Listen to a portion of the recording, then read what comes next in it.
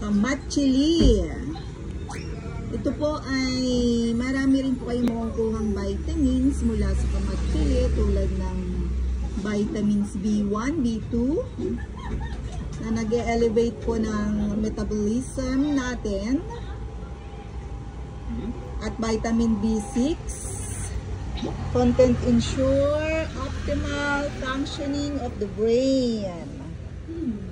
So ayan nga po, pagkakain ka raw ng kamatsili ay may magandang maidudulot rin ito sa ating katawan. Gaya ng vitamin C, B1, B2 at B6. So ayan. At nakakatulong din daw po sa ating brain to help mood and concentration of the brain, sabi nila. So ayan po ang kamatsili. Actually may matamis po, mapakla. Ayan.